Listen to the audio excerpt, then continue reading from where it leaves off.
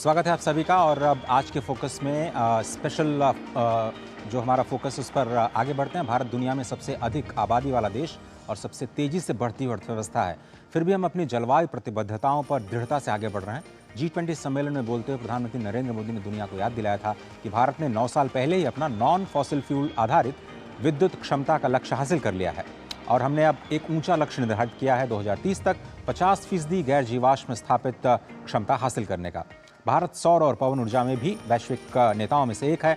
ऊर्जा संरक्षण के महत्व पर संदेश फैलाने और ऊर्जा दक्षता और संरक्षण में राष्ट्र की उपलब्धियों को प्रदर्शित करने के लिए आज यानी 14 दिसंबर का दिन राष्ट्रीय ऊर्जा संरक्षण दिवस के रूप में मनाया जाता है। हमारे साथ बहुत ही खास मेहमान है आर के बिश्नोई साहब, जो कि NHPC के CMD हैं और भारत की ऊर्जा सुरक्षा में एक महत्वपूर्ण योगदान दे रहे हैं। बहुत धन्यवाद सर। आज के विशेष अवसर पर जिसमें हम ऊर्जा संरक्षण दिवस को भी मना रहे हैं, NHPC का कंट्रीब्यूशन और क्या है आज के आपके आगे के प्लान्स, उसी से शुरुआत करते हैं। Good morning Ajay, thank you very much. आपने मुझे समय दिया अपने खास चैनल पर और खास प्रोग्राम में आने का। जैसा कि आपने अभी अभी बताया कि भारत का एक बहुत विशेष रोल होने वाला है देश पूरे विश्व में, जो नॉन फॉसिल फ्यूल एनर्जी जो हमें कंट्रीब्यूट करनी है और उसमें जो हमने अपने कमिटमेंट्स किए हैं G20 में, जो हमने COP26 में हमारे प्राइम मिनिस्टर साहब ने किए थे कि हम जो है अपना 2030 वर्ष तक 40% जो है अपनी एनर्जी जो है वो नॉन फॉसिल फ्यूल से जनरेट करेंगे। वो लक्ष्य तो हमने 9 साल पहले ही ले लिया। उसके बाद हमने अपने लक्ष्य को और ऊपर किया, 50% किया। उस 50% में से भी हमने लगभग 42% पहले से ही अचीव कर लिया और अगले 2 वर्ष में ये वर्ष हम लक्ष्य भी पूरा पार कर लेंगे। ये तो है जो हमारे देश की स्थिति है। जहां तक NHPC का सवाल है, NHPC एक बिल्कुल ग्रीन कंपनी है जो ग्रीन पावर जनरेट करती है और अब पहले तो जो जल विद्युत पावर जो हमारी हाइड्रो पावर है, हम उसमें अपना पूरा बिजनेस करते थे और हमारे 25 प्रोजेक्ट्स जो हैं वो उसमें चल रहे थे।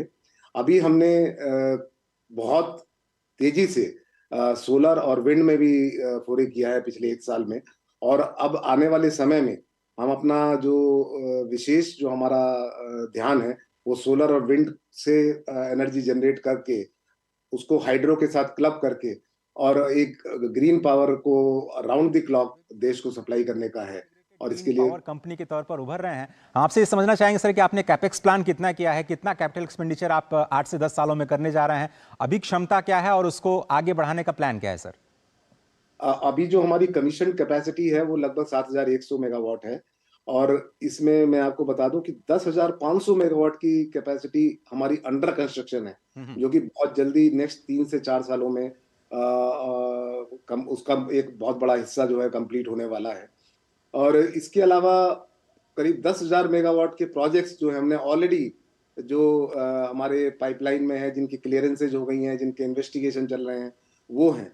तो जो आने वाला हमारा जो दशक है अब से लेके जो 2031-32 तक का, वो एक बहुत बड़ा हमने ट्रेजेक्टरी प्लान की है, जिसमें कैपेक्स के पॉइंट ऑफ व्यू से अगर हम बात करें तो अभी पिछले साल तक हम लोग जो कैपेक्स करते थे लगभग 6,000 करोड़ 6,500 करोड़ तक करते थे। लास्ट ईयर हमने उसको 7,400 करोड़ किया। इस साल हमारा टारगेट 10,500 करोड़ है और अभी तक हम अपने टारगेट को के साथ साथ चल रहे हैं।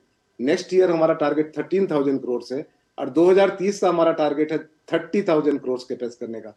तो आप देख सकते हैं कि NHPC का जो ट्रेजेक्टरी है वो किस गति से जो है ऊपर जा रहा है। सर, बहुत बात हो रही है आजकल इंडस्ट्री 4.0, नए टेक्नोलॉजीज़ की, AI, रोबोटिक्स जैसे तकनीकों की बात हो रही है। क्या आप भी ऐसे नई तकनीकों का इस्तेमाल करके जो हम लक्ष्य हासिल करना चाहते हैं 2047 तक विकसित भारत का, उसमें किस तरह से आप अपना कंट्रीब्यूशन देख रहे हैं सर?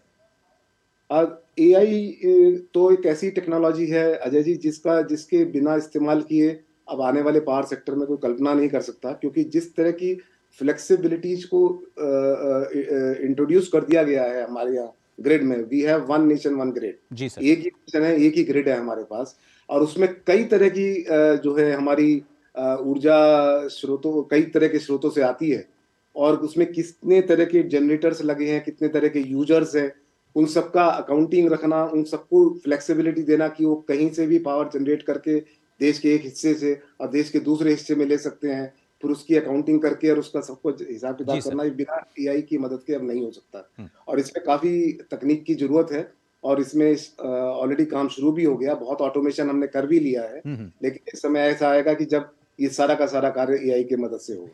सर फाइनली मेरे पास वक्त इतना ही है, माफ़ कीजिएगा आज स्पेशल प्रेस कॉन्फ्रेंस पर हमें जाना पड़ा, लेकिन चलते-चलते अपने ग्राहकों, खासतौर पर निवेशकों के लिए अगर आपकी तरफ से कोई संदेश है तो आपका स्वागत है इकोनॉमी टुडे में। मैं सिर्फ इतना ही कहना चाहूँगा कि ऊर्जा का क्षेत्र जो है बहुत गति से पिछले 8 से 9 सालों में 3 सालों में तो इतनी प्रगति की है और आने वाले जो 6 साल हैं, वो ऊर्जा के दृष्टिकोण से बहुत अहम होने वाले हैं देश के लिए, क्योंकि बिना ऊर्जा की को हम गति दिए, हम ये नहीं सोच सकते कि हमारे देश की आर्थिक स्थिति बहुत अच्छी हो जाएगी और आज जो भी हमारी इकोनॉमिक कंडीशन देश की इतनी अच्छी बनी है, उसमें ऊर्जा का बहुत बड़ा योगदान है और आने वाले समय भी हम इस योगदान को जारी रखेंगे। बहुत बहुत धन्यवाद विष्णु साहब, वक्त निकालने के लिए और एनएचपीसी के रोड मैप को और दिशा को हमारे सामने और हमारे दर्शकों के साथ साझा करने के लिए बहुत शुक्रिया आपका। और फिलहाल आप देखें कि भारत की अर्थव्यवस्था जिस रफ्तार से आगे बढ़ रही है, उसने दुनिया में अधिकतर देशों